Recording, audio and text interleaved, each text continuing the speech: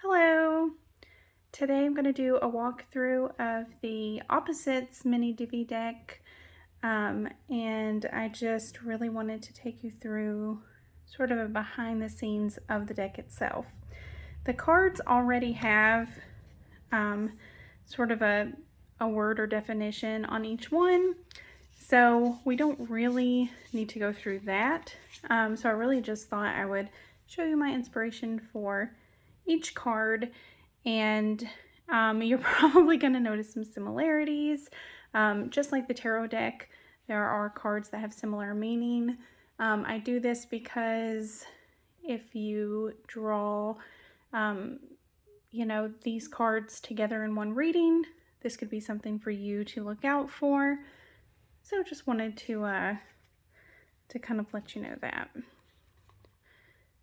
But here's what the box looks like for Opposites. All right, here we go. So we have Dogma and Freedom, and for this deck I really wanted them to tie in together, the images to tie into each other, because I feel like opposites are two different sides of the same coin, so to speak. So I really just kind of wanted to show that. So we have Freedom, we have the bird that's carefree. With Dogma, I kind of wanted to make you think of like the Hierophant and stuff like that. So that's why I put the crown there. Someone ruling over you, of course, as well. So I have Sirius, so of course I have a cat. I have 3 cats, so and then Playful, of course, would be a dog. I think this pretty much speaks for itself. And joy and sorrow are like so simple. I was trying to figure out how to express them, and I was overcomplicating things and really just causing myself a lot of grief, which is funny since one of these is sorrow. So I just said, let's just go simple here. This is a really, every one of my decks has a very minimal look. So I was like, let's just take it back to basics. So for joy, it's just supposed to look like a smile. And for sorrow, it's just supposed to look like a frown. So pretty simple. A lot of mine are a little more intricate than that, but for that one, I was like, Holly, you've really got to stop overthinking this. And so I have the clown for clumsy. And of course, he's dropping the balls. And when I think of graceful, of course, I think of perhaps like a ballet dancer. So again, I wanted them to have a very similar look to them, and sort of mirror each other and play off of each other. And then we have Fast and Slow. It's like, what other imagery for Fast and Slow is more popular than the tortoise and the hare? And so I have those. And then all of my other decks have like actual definitions. I had started these off with definitions, but then I started to realize that like I would put like a positive like definition, like for something like gain, and then for lose, I would find myself putting like a negative definition for it. And I think just because something's an opposite doesn't make it inherently bad. So I just cut the definitions out. I was like, I'm like stifling this deck too much by doing that. So, because you could lose, you can lose your fears, or you can lose sorrow. You can, like, to lose isn't always a bad thing. So I really wanted to make sure that I was not doing that. So of course I have the ring here for gain, and then for lose I have also a ring, but it's lost in the grass there. And then cold and hot. So of course we have the snowflake and the flame. This is the very first card that I drew for this deck. So Let Go, and of course the grave with Not Meant to Be, and then keep it like it looks like a box with some little like things that could be meaningless to anybody else, but perhaps meaningful to you. But this one, like the not meant to be, is almost like a definition, so you can tell with this very first card, I started to go in that direction, and then I was like, no, don't do that. Because to let go might not always be, you know, a good thing. So that's why it's so important to let you all use your intuition or your spirit guides or your angel guides or whatever you use to decipher these cards, and without me putting too much of myself into it.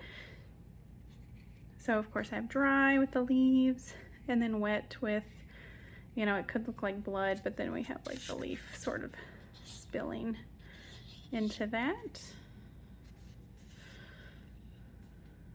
So. And then loose and then tight. So we have like this loose ribbon that looks like maybe it's just like fallen on the ground, and then like a tightly coiled snake.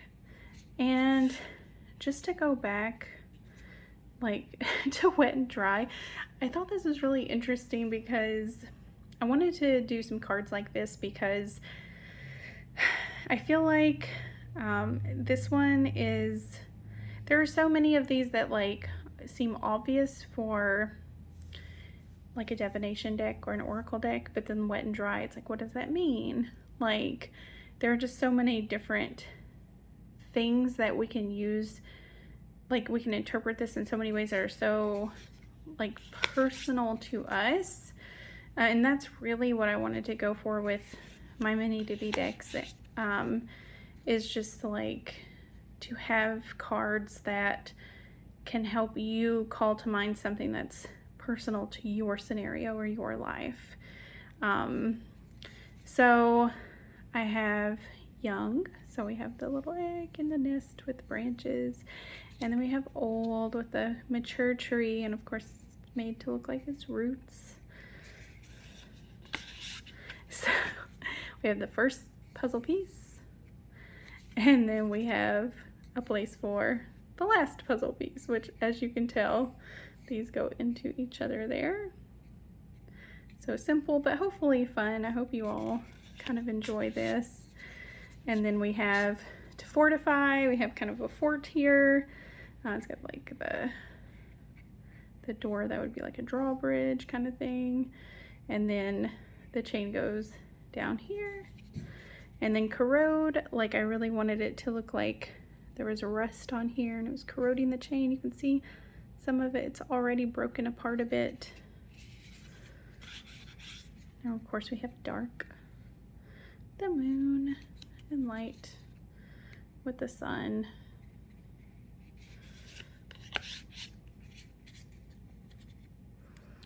And then healthy, so it's like, you know, thriving. And then ill, and he's kind of like losing a petal there, kind of slumped over. But as we know, or as I've learned, it's like, it's not over till it's over. I feel like I've brought a lot of plants back from this that I made like this, and then was able to fix again. So yeah, I'm learning to take care of plants. So we have full with all the flowers, and then we have it empty with this like grasping, like this hand that looks like it's just grasping for something, but we don't quite know what. But I thought I would make it kind of look like a vase, like it was like sitting on a table or something. And of course we have rigid with the sword and flexible with the bow.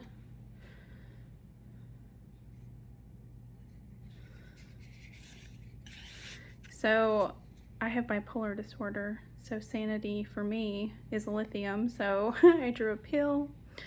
And then so for madness, I drew a speeding bullet, so I wanted them to look similar to each other. And of course we have knowledge, so I have a book, of course, pretty straightforward. We have ignorance, so we have a big question mark, and I wanted it to like make that like divot in the bookmark there.